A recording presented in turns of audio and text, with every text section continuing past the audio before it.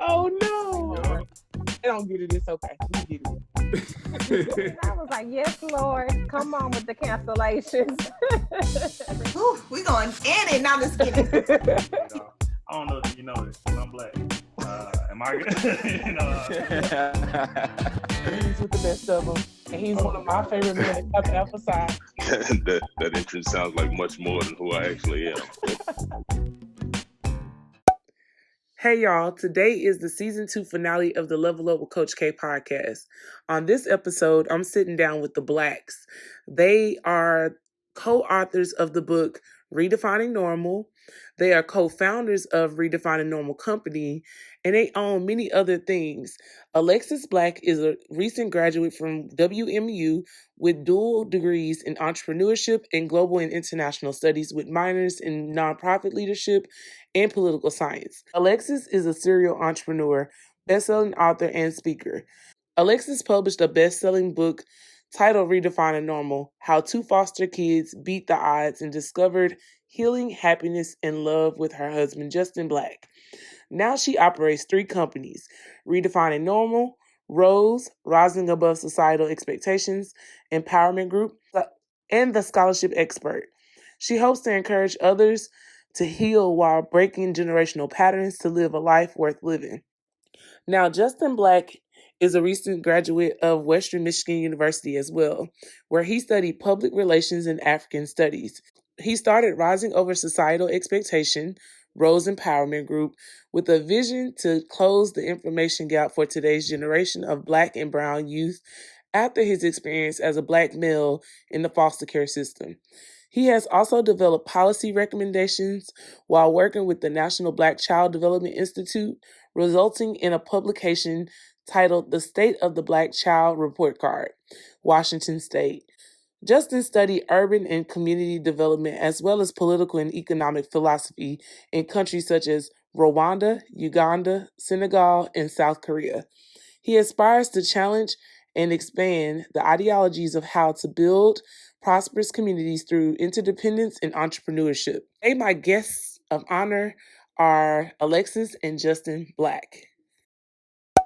Well, I am here with the Blacks, Mr. Justin and Alexis Black. How are y'all doing?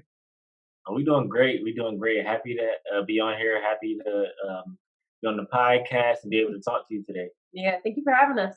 No problem at all. Tell me how quarantine has been going for y'all.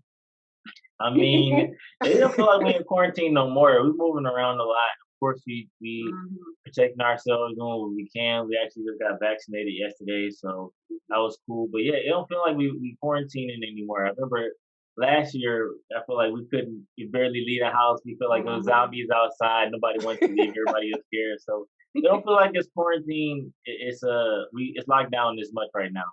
Mm-hmm. Well, I wish Texas was a little bit more locked down because we didn't. It just seems like it never closed. So yeah, man, yeah. I can imagine. Yeah, those southern states they're different, but I'm not gonna lie. I can't wait to visit Texas. That's really on my list to come down there and visit y'all. Mm-hmm. Y'all come on down. I think y'all love it. I want to come up there too, but I think y'all love it down here. I gotta get my barbecue and all that good stuff. Yeah, I've been to Austin and I loved it. I can't wait to go back. Mm-hmm. Oh, you went to the best place too, Austin, and a lot of people come to Dallas, Austin, and Houston. So okay, yep. And I'm from Fort Worth, so Dallas is right there. DFW is right in my area. There you go. Y'all tell me a little bit about your background and like how you've come to this point. Like, tell me a little bit about your background. Yeah, of course. So, I mean, first and foremost, I'll say how we met. You know, it's 2 people on here. People right now asking, like, who are y'all? Why are both of y'all on here? So, we are a married couple. Again, my name is Justin Black. This is my wife, Alexis Black. And we met actually in college. I was a freshman. She was a junior. And we met during this program called the Seed of Scholars Program. Mm-hmm. And this is a program for foster youth in higher education. Since both of us are foster care alumni. So we met during this program for foster youth and higher education. It was actually before the semester even started. So I technically was like I was a freshman, but not even really. I had a prom like a month or 2 before. So I was on my way into college. It was like over the summer in July. and they was kind of preparing us for college, showing us where our classes are. The program provided campus coaches to help us kind of transition into adulthood and navigate college and everything. And that's where I met my wife. And I'm fast forwarding to the wife part, but back then, back then I was just some little boy trying to flirt. So I read that in the book a little bit. I was laughing. I was like, I gotta ask him about that. Yep. yeah. What about you, Miss Lexi? Yeah, so I guess we should start kind of, from our journey a little bit. So as you know, both of us came through the foster care system, and we both went through a lot of traumas and tribulations and a bunch of other stuff, that we had to sort of overcome to get to where we are now. Uh-huh. And we both, went through our fair share of that, as you can see in our book, Redefining Normal, and you can see it on our shirts. But but yeah, so we had to go through a lot of stuff to kind of get to where we are, and we both went through our own journey of sort of unlearning and relearning healthy patterns and a bunch of things like that in order to develop healthier habits and patterns and all those sorts of things, so that we could come together and have a healthy relationship. Even though in the beginning it was a bit rocky because we were bringing some of that trauma and things into the relationship. And so it's just a lot of navigation and relearning through our networks and a lot of blogs and counseling and we're trying to just take all the information we can get. Yeah, all the unlearning and relearning you've had to go through. It was a lot. Y'all did the work though, so that it's Still worth it when you do the work. Yes, it never ends. It never stops. Yeah. And that's anything with a person that's single or in a relationship. You have to do the work so you can, keep growing and evolving. The one thing that I love about y'all is the fact that you did put it in book form and you're using your story to help people, help them navigate as well. So tell me about Redefining Normal. Like, explain to them what the book, well, you kind of already told us what the book is about, but tell me what your why is with this book. No, I mean, we explained a piece of it, but it's so much more of what the book is. So Redefining Normal, these t-shirts, the book, all this Redefining Normal talk, like, what is it? A lot of people always think it's something like pandemic related, but really Redefining Normal, Redefining Normal is founded on the concept of everybody has an idea of a normal. You have a normal, I have a normal, we all have an idea of a normal based on our influence from our family, community, and society. All these components of what they told us we should be shapes our identity. But what happens when, this foundation and this normal doesn't come from a healthy perspective? It's not something that is conducive for your future. As you read and go through the book, you'll read that my normal consisted of 2 generations of drug abuse on my mom's side and 3 generations of domestic violence on my dad's side.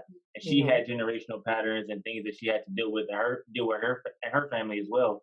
So we had to go through this process of seeing life of what it was given to us by our parents and family, of this idea of normal, which is unhealthy, toxic, and for myself dealing with a lot of mental health issues that were passed down to me generationally.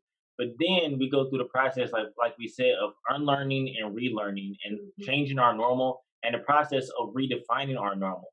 And what we want people to really get from this book and our why is that we want each and every individual, family, community to be intentional and self-reflective on kind of the components that shape the culture of the family and community. What is the culture like, and is the culture conducive for the children and the generations to come? Is it something that will put them on the path of success or failure? And we have to be just intentional about the way we communicate, our mental health, the quality of relationships we bring a part of, the characteristics and the principles that determine our character and who we are ultimately. We have to figure out those things and be self-reflective in those ways. And that's what Redefining Normal basically is.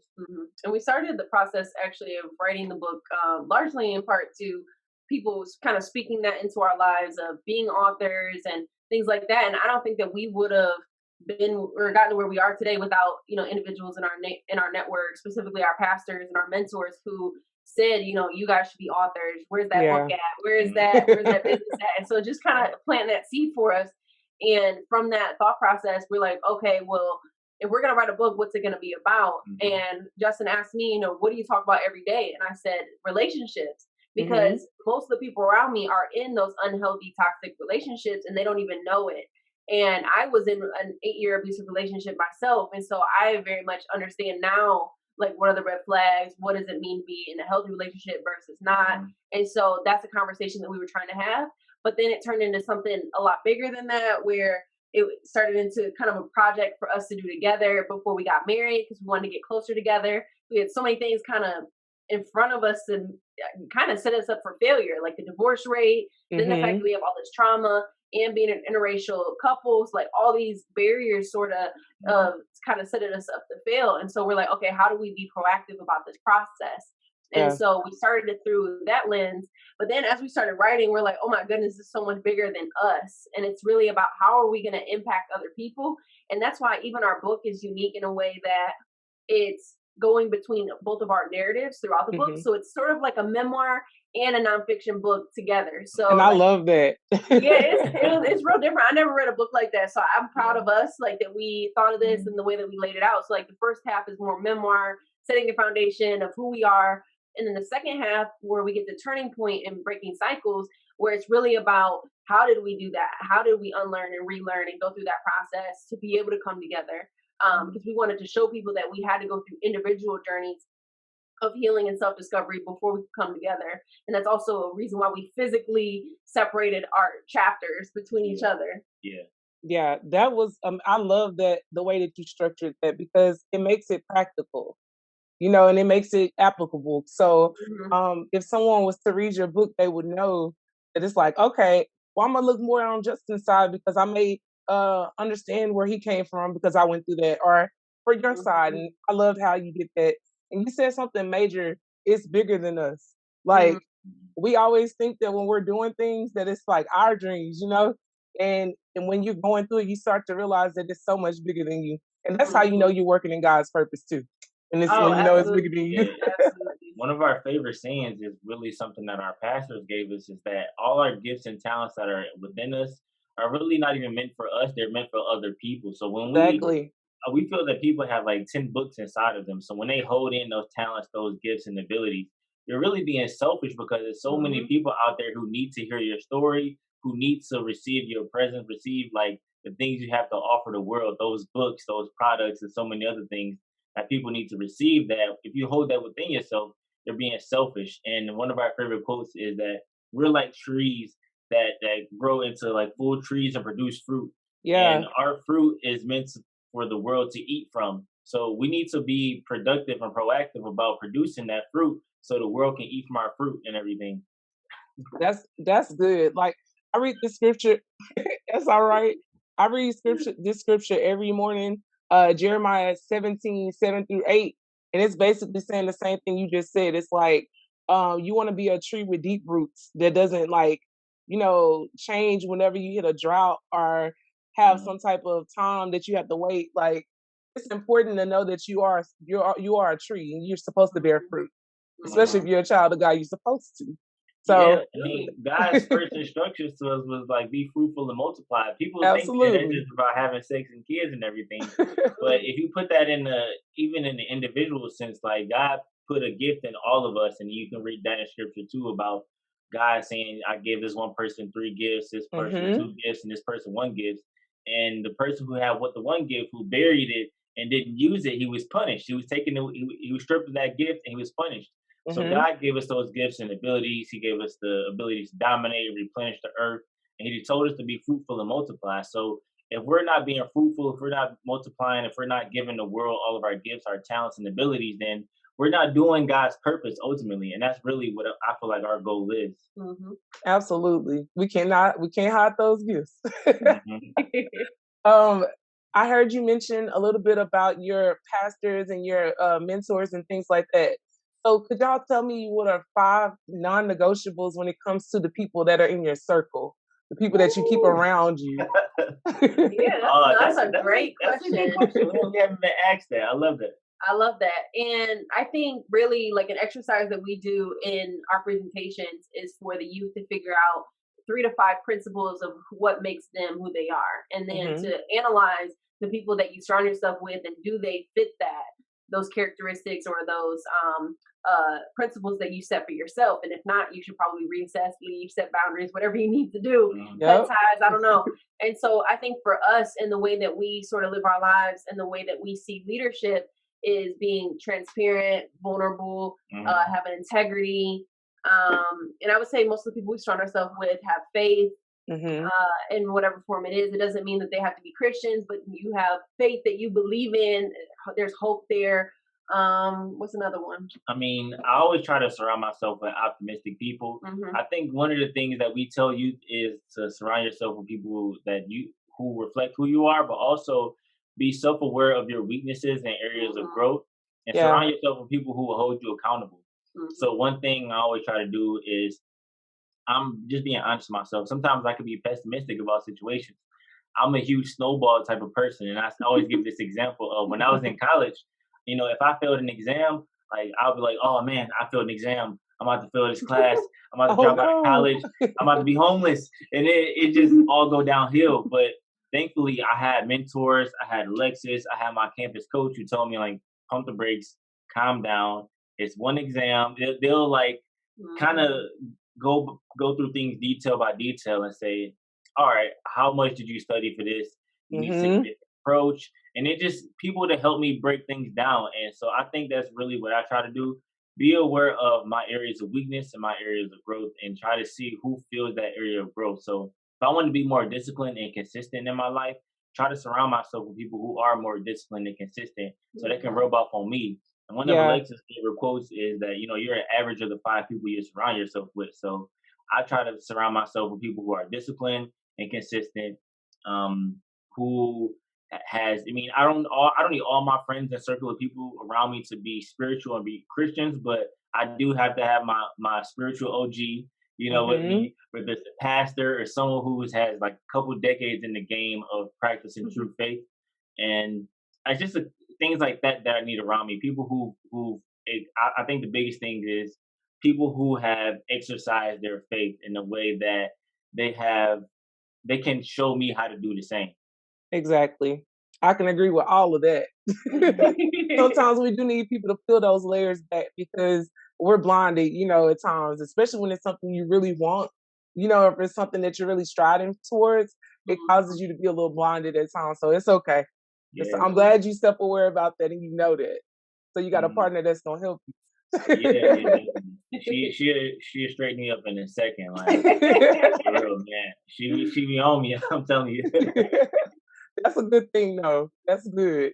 Well, we talked a little bit about college. Could y'all tell me one thing that you would tell a incoming freshman? What is a piece of advice you would give them? Oh, of course, manage your time. I mean, that's one of our biggest things. We do presentations on it. We have products like the Perfect College Student Planner. I mean, we talk about time management all the time. And I think that was the biggest thing that I suffered with in college. Because again, I entered my freshman year pretty much like the first couple months of my freshman year, I started my relationship with Alexis. So just to give you a little background, Alexis is like a super efficient person. Like she can be a part of 5 clubs, take 16 credits, and she'll study for an exam the day before and she'll get an A. And with me, I'm an incoming freshman trying to develop my habits, get into a routine of things. And I'm watching her and I'm like, oh, she could do that. I could do that too. So that's when I was failing those exams and I was falling apart and everything. So, you know, I was watching her and trying to like have her the things that she practiced, implement that in my life. But I had to figure out my own routine. You know, what's best for me? How do I study and other things like that? So the real thing I had to get together is she helped me get a planner and I had to organize my time and detail the specific things that I'm going to do with my day, even down to, all right, I'm eating at this time between classes and I'm studying at this time after class. So really focus on time management and prioritize your time and be like, all right, this day is meant for this. Sunday nights are meant for laying out my week and my to-do list. So trying to organize in that way. Yeah, for myself, I would definitely, I feel like my biggest piece of advice always, no matter what phase of life you're in, and especially like if you're transitioning into college, is to always get a mentor. That is like always my biggest thing. And you can have multiple mentors. You can have mentors in different seasons of life. You can have mentors around, you know, academically in your career, personal mentors, which can help you with like personal development and growth and hold you accountable with different things. And so I know probably any given day we have 5 mentors, that we're constantly trying to surround ourselves with because we're always trying to learn and grow. And so it's okay to have multiple, but it's seeking out those resources and advocating for yourself and meeting individuals that have the skills or abilities that you're looking for, and how can they get you there, and just learn from them.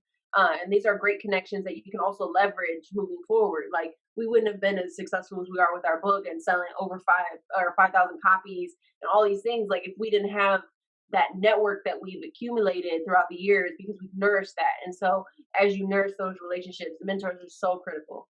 Absolutely. And you said something very key: self-advocate. I feel like a lot of students tend to think that life is going to come to them, and that is not the case at all. Life is going to hit you and leave you laying on that ground if you don't, prepare for the moment. So I definitely agree with all of that. And having mentors is definitely major key. They have wisdom that you haven't touched yet. So what's the cat's name? Leia, and she just, every time we get on a call, she has to get on here. I don't find her in the house all day. And then the second I get on a call, here she is. She said, it's time for my close-up. She's like a diva, man. She is. She's like a toddler. We got a whole bed back here for her because she screams the whole time. Anyway. That's all right. She said she getting in this camera. Y'all not going to stop for today. For real. Do me a favor really quick and plug your planner one more time. Say that real quick. We got it right here too. It's called the Perfect College Student Planner. Here it is. We made it from scratch. Made for students, by students, and it includes a daily to-do list, quotes on every week, and it's detailed from 7 a.m. to midnight. We shouldn't be staying up to midnight, but it's this college, they're gonna stay up.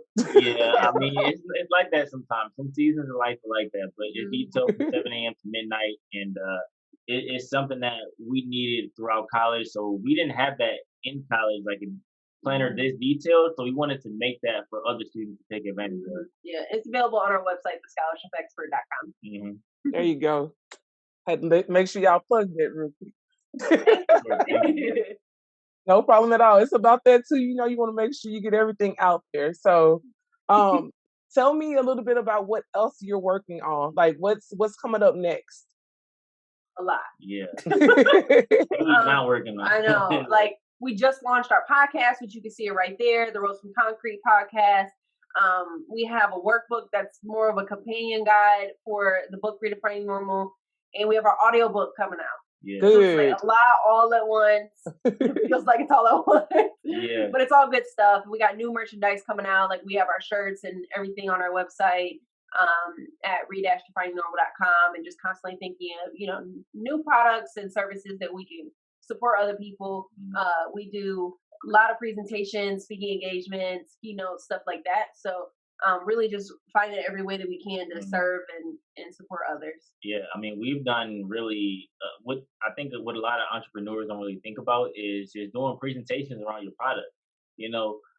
This Perfect College Student Planner, the Redefining Normal Book, we've done so many presentations that tailor on those products to where we've found book clubs, and then we will kind of walk you through the process of, okay, you've read a quarter of the book, so let's do a presentation on self-love, self-care, and other things like that. You've read like halfway through the book, let's do a presentation around the circle around you and how your community and family have an influence on you, and redefining your community and redefining what family means. So many presentations like that with universities, faculty from elementary to high school, foster care organizations and foster care youth. I mean, you name the population, everybody needs a normal to redefine in some area of your life. So we've done presentations for so many different groups and really communities. Yeah, you want to make sure you're definitely working your product and getting it into the hands of the people who need it the most. So it's always good to speak on behalf of your product, because if you don't, no one else will. So that's really good. I'm glad that you're not afraid to promote it either, because for some reason, some entrepreneurs are afraid to promote their product as if it's a issue. I'm like, well, don't be sitting there if you don't promote it. Well, look at every other product that we're out here buying and consuming off social media and all that stuff. These people have no problem pushing it in your face all day. So you have to do the same. Branding is important. Yes. I mean, I would just speak to sometimes. I mean, I feel a little weird trying to promote my product because it's like, I mean, I do want to serve, and I feel like all my products are helping serve you in one way or another. But Yeah. a lot of people, I don't know what it is about this world where they'll pay for something. We will all buy a book. We'll all buy a planner. We'll all buy, I don't know, whatever service or product there is. But when they see you trying to sell your product, they think, oh, you're just trying to make some money. You're trying to just get $1. But it's like you had no problem spending money with so many other businesses or other people. But I don't know if it's that you just know me, you see me, that I'm not worthy of getting your money. And like you would think that you know who you're spending your money with. So you would think that, okay, I trust this person and I believe in this person. I want to put my dollar with them. But instead, it just gets weird where, people just think you're up and just trying to get money. But really, I feel like this could be mutually beneficial. So that's what I'll say. I think why people are scared to promote their products sometimes. I can understand that, but it's like I had to talk to myself about that sometimes because the people closest to you sometimes tend to keep that mindset of what they saw you as before. So they don't honestly see the vision like you see it. So I had to keep telling myself that they don't know the vision that God gave me, and as long as I'm being obedient to his word and what he told me to do, if they don't support, that's okay. Because there's a whole tribe of people who will support, Yeah. So at that point, you just have to keep it moving and be like, hey, I'm gonna do me, and that's just what it's going to be. You might need new friends. I don't know. You might need a new tribe because really the people around you, they should be the ones that's willing to buy from you, that's willing to support you, push it out to other people. And I've had to cut off so many people, like the ones that say, why are you doing this and this without me? And you're changed. Why are you changing? It's like, why are you supposed to? Like, why are you the same? It's strange. And so, that's when you have to have those really clear boundaries and those definitions of, family and community, your network, your tribe of people that you want around you. Like, you have to really define what that is and those principles that we talked about, of who makes that up. Absolutely. That can dictate your success in a lot of ways. And yes, it can. That can be dangerous if you're not careful. You gotta carve it off. Will you tell everyone what you got your degrees in really quick? Yeah, of course. I mean, she let me go first because she got like 1 million degrees. But so we both graduated from Western Michigan. I graduated with a BA in Public Relations and African Studies. And I have to also add on, she encouraged me to do study abroad. So I have 5 study abroad programs under my belt with one that we created together. So, yeah. That's awesome. Yeah, and so I have a BBA in entrepreneurship, a BA in global international studies, a certificate in nonprofit leadership, a minor in political science, and I studied abroad 8 times. Wow. Look, between the two of y'all, look. Amazing. Tell me. The world is at our possession, so hey. Yeah, I got that tattoo right there too. I love that because some people feel like they can't leave. So I love that y'all were willing to, go expand and see. Because, exposure leads to expansion. So that's why we're able to do so much of what we're able to do. And you can see that in our book in the chapter City Kids Traveling the Globe. And I almost broke up with Justin because he didn't want to travel. And I'm like, no. You gotta go.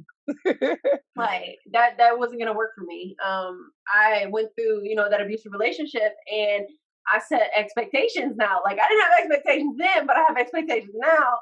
And I was like, I need somebody that would travel and explore and, do new things with me.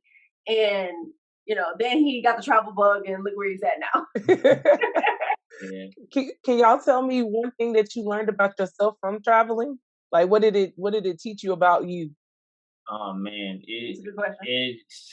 It's so much. I feel like you tell about the Korea story. Oh, the Korea story. So my first time, I mean, this actually wasn't my first time traveling out. We did the Europe trip before, but no, by yourself though. But this is my first time like on the plane out of the country by myself. So I mean, I will admit sometimes like I have issues with the details. So I was flying to South Korea for a study abroad, and we were going together. But we were flying separate because she was actually in Italy doing a study abroad as well. But I was technically in Norway at the time. Oh yeah. So I was going to South Korea and I didn't see that I had a 13-hour layover in Shanghai, China. Oh. And it was in a different airport in China. So I'm like, I land in Shanghai, and then I'm confused, like, bro, why am I not in South Korea? So I'm I'm there, and I'm lost. I'm the lost American, and I'm black too. So I'm like, I don't really know, like, I don't know how they welcome us over here. So I'm nervous. I'm scared. And then, I text Alexis where my hotel's gonna be just in case I don't know, something happened to me. And then yeah, I detail that whole story in the book and everything I was going through. It's a funny experience. It's my favorite chapter in the book. But really, I think that moment really taught me a couple things. That first, I mean, one quick lesson just with being black outside the country. First thing I noticed, and I may do a podcast about this and talk more about it, but I've noticed that you're treated a lot of times better outside the country than you are in this country. Because if you think about it, in this country, you're seen as black, you're seen as inferior. But outside the country, you're seen as, oh, if I do something, if somebody in that country does something to you, then you're seen as an American tourist. And then there is the idea of, oh, American tourists can't go here, so they'll lose their money. So a lot of police and people outside the country want to protect you more. That's just a small thing that I've noticed. But That's on interesting. on the flip side, a good thing that I've noticed is that just the ability to adapt and be flexible. Not that we've learned that in foster care also, but just the ability to go to a country, you have minimum plans, but you just figure it out when you get there. And that experience of being lost in the airport kind of helped me out. You don't need to have everything planned out, which I should have in that instance. But we don't always need to have everything planned out once we go to another country. We just kind of figure it out as we go along, and then we just enjoy the presence and enjoy the small things of just the air, just the people, just the food, and the small things. Like being outside the country really helped me enjoy so much of the small things in life that so many people don't get to travel to over 30 different countries. Yeah. And that was just a blessing for me. So I learned to enjoy those small things. Yeah, when he actually got to Korea, like his phone wasn't working, and he was out exploring and walking around and stuff. I was shocked. Yeah, shocked. So I was like, I don't know if I would have did that. But for myself, I would say like the general biggest thing I think I learned from studying abroad, or the most impactful thing for me is learning how we're all interconnected as global citizens, and how my actions in the US or wherever I'm at in the world can directly affect somebody across the planet. And that was shocking to me. And knowing that and seeing that made me much more mindful of my actions, my decisions, my purchasing power. What am I, my decision? What am I doing? Like all, like in every aspect, I have an impact. And so I think that's definitely had a huge impact on the way I lead my life. Yeah. I will say traveling will definitely teach you a lot about yourself, because you are exposed to so many different things. And you realize how fortunate you are as well. Like being in certain places, Yeah. So I'm glad that y'all got bit by the travel bug, and that you pushed him to go outside his comfort zone and try something. Yeah. That poor baby was all we lost. talk about is being abroad. We're like, when can we go abroad again? But like, can we live over here for a little while? I know. I'm trying to build my businesses to be work from anywhere businesses, so I can be anywhere. Definitely. For real, That is the goal. That is the goal. Tell me a little bit about Rose Concrete Empowerment Group. So there is the Rose Empowerment Group, and there underneath part of the Rose Empowerment Group is the Rose from Concrete podcast. And the Rose Empowerment Group has 3 components, which is related to the podcast what we discussed. So with those 3 components, there is myself talking about individual character development, setting goals for individuals. Secondly is my community, kind of the healthy relationship between family, romantic, and so many other things that go into relationships, like communications, understanding mental health, and also the group economics piece of things, so where we can come together and utilize our resources as human resources. And lastly is my impact. So the impact that each family, individual have on an environment, and thinking about some of those systemic things that are in our communities that's holding us down, but offset that with different programs, initiatives, and businesses that will help grow our community and our environment. And the Rose from Concrete is the podcast where It's mainly Justin. I get on there sometimes. I will get on there sometimes. I'm trying to pull her on. It's hard. And so it's really just discussing a lot of the topics that we talk about in the book that we very much feel that are important, and we need to continue those conversations. Mm-hmm. And we can't always continue the conversations in presentations, and we try to think of how can we spread that knowledge and things that we've learned to more people, because we really feel it's a duty of ours to spread that knowledge, and that's part of that third pillar, which is legacy building. And how can we do that for ourselves and other people? Mm-hmm. And ROSE actually stands for Rising Over Societal Expectations. Mm-hmm. And what's crazy is that we created the podcast, ROSE Empowerment Group, Redefining Normal, wrote our book, got married, he graduated, and bought our house all last year. All during the pandemic. All during the pandemic. It's crazy. It doesn't matter what's going on. When it's your time, it's your time. I'm telling you. I mean, lock us up and see what happens. Yeah, see what we create. Yeah. Our strongest soldiers create when, the world is seemingly falling apart. So, mm-hmm. I mean, it was a blessing for us to be in a position that we were in, to have family. Her parents supported me during that time. It was just a huge blessing of mine to be able to live with her parents for that 8 or 9 months while we create businesses and everything. They could have mm-hmm. said, "Oh, y'all trying to be entrepreneurs, y'all need to go get a real job. I'm trying to kick y'all out." Mm-hmm. But I mean, they were really loving and supportive and helped us create gave us space and opportunity to create. And next thing you know, we got our own house. We're supporting ourselves, and it really takes that community to get you on your feet. Because mm-hmm. without that aspect of community, I don't think I'll be where I am today in this house. We wouldn't be in the house. We wouldn't have the book. But thanks, parents. Thank you, parents. Yes, thank you. Yeah. So honestly, we hoping for with our next book. It was easy our last book. It was easy to write because we were on lockdown and everything, and the world was shut down. So it was easy for us to just go head down, focus on our book. So we hoping for another pandemic or a lockdown so we can write our next book, because we don't know what we gonna do. Pandemic part 2. We don't know we don't know how we gonna write our next book. We don't know how we got time with you got to take advantage of speaking it into your phone. Yeah, exactly. But if you're super busy, you got to take advantage of that process. Yep. Yeah. That'll help. That will help you right in the way. Well, I haven't done it yet like that, but I've heard a lot of people do it that way, so you can sit down and get it scripted and everything. That's what I have. That's how she writes all her books. She's driving, she gets taught, writing her phone. Mm-hmm. I've written school papers on. I just because you got all these ideas and things in your head, and I'm like, I really got to write this out. So I just record it on my phone, word to text, and then I'll change it or get the errors and everything together later. So I wrote papers like that. Yep. Look, tell me what has entrepreneurship taught you? I don't know. I think one of the biggest things entrepreneurship has taught me is how you really have to rely on other people for your success. And a lot of people think that they're self-made or they figured out themselves, but nobody's self-made. Nobody. You have to rely on other people. And I think we talk about this also in the book, that was honestly one of the most difficult things for us. And I think for foster youth, it just is inherently difficult, where you learn to be so independent, hyper independent, and you rely on yourselves. You can't rely on anybody else. Everybody hurts you, deceives you, whatever it is.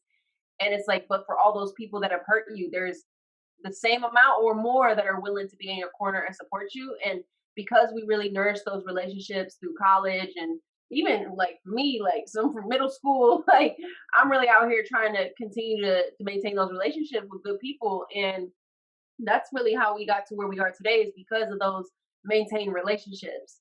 And so building your network is honestly the most fundamental thing for your business. As you'll see going forward, email lists and all that type of stuff that's not fun. Oh my gosh. But really, how we have to, rely on other people. It is what it is. That's really what you have to do as an entrepreneur. Yeah. I would say for me, the one thing that I learned as an entrepreneur is that you never really stop learning. Mm-hmm. At a job, there's usually a cap where, it gets repetitive, or this is your responsibility. This is what you do. You do that every single day. And not that entrepreneurship doesn't get repetitive, but it's so many aspects of things to where, now you created a website. Maybe you want to create it yourself. You got to outsource that. You got to learn how to budget and reinvest. And there's so many things that you have to continue to learn with communications, marketing, social media, how to use different social media platforms, how to interact with different people. It's so many different components and layers that you need to learn to understand it. Really, you never stop learning. And that was one of the biggest things that entrepreneurship taught me. You never stop learning. And that could be like a huge opportunity with the just owning your own business, reading books. So you have to continue to read books, listen to podcasts, and try to learn from other people. But another thing is that, you know, everybody has a different pathway. That's what's kind of, I would say it's kind of difficult about business ownership and entrepreneurship, is that you listen to a lot of other people's pathways and what they're doing in their life. And it's difficult because you can take bits and pieces from other people, but you have your own route, and you can look up to other people, but really it's just all about you doing something unique in your space that nobody's ever done before. So you really are just taking that risk in your space. So we're more in like the social impact or world where, you know, we're not just selling like something that is just, you know, social impact is a huge part of our business and what we do. And we're learning about that all the time because we don't know how many people are really in our space where, I mean, maybe they've turned books into businesses and they're doing speaking engagements, and we're trying to have this entire brand of redefining normal. Like, what does this brand even mean? And we've heard of individual speakers like a Josh Shipp or like Eric Thomas or something like that. But like, what about this brand? Like, how do we push this brand of redefining normal forward and transform it and have it evolve? Yeah. I mean, it is a lesson in itself, and you will learn many lessons in entrepreneurship, but y'all are doing a great job. So just keep on doing what you've been doing and stay true to your lane. A lot of people do try to adopt what other people do, but honestly, sometimes that won't work for everyone because it's not meant for you to do it. So I'm glad that you said that. So where do y'all see yourself in the future? What do you think is next? Well, first I want to get out this workbook and the audiobook.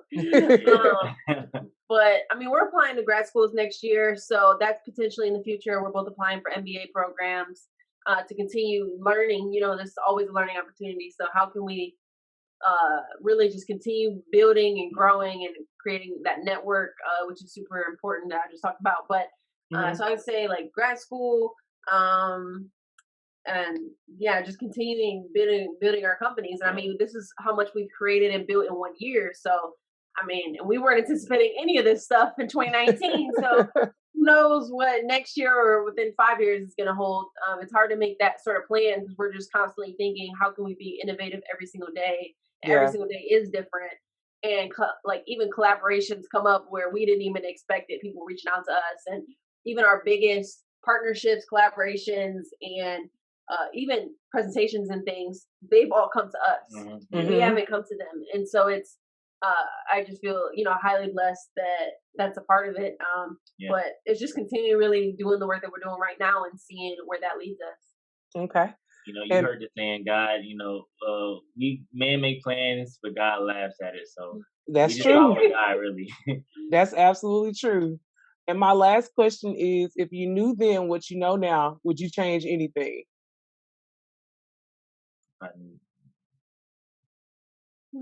Yeah, maybe.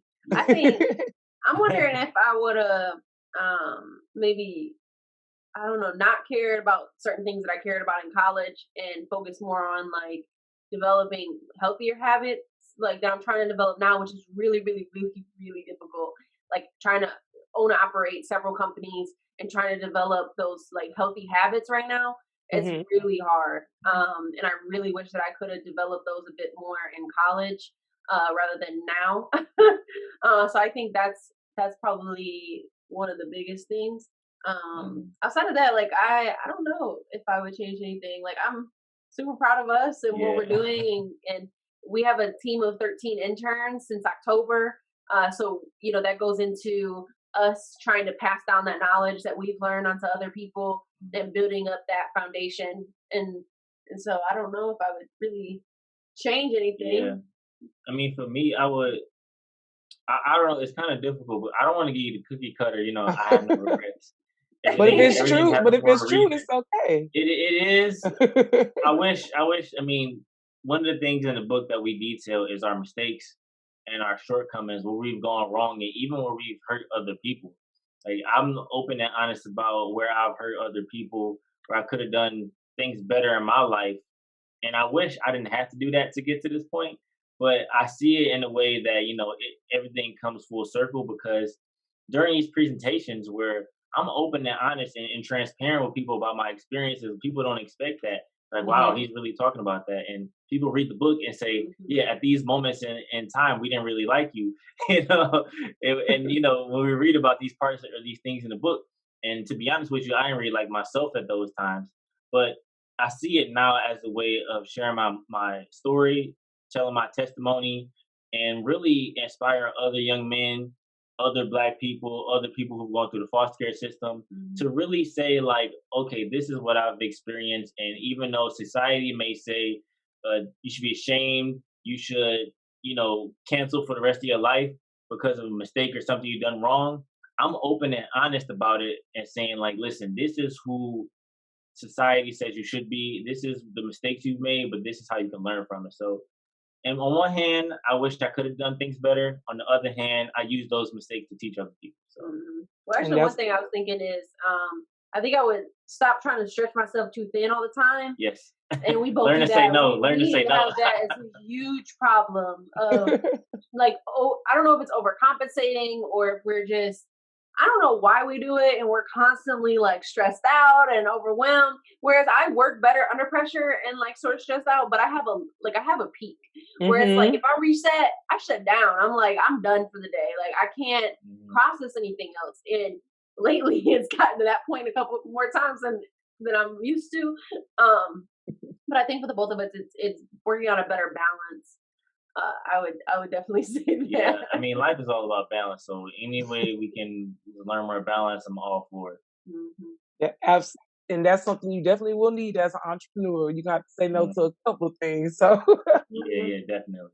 Well, I'm extremely proud of both of you. I know that a lot of people are going to be impacted by your work, your passion work, and just like by your life in general. So I thank y'all so much for coming on the show and like sharing and giving all the insight that you've given. And I pray that y'all have nothing but greatness, more greatness coming your way. Y'all have done a lot, and I'm very proud of y'all.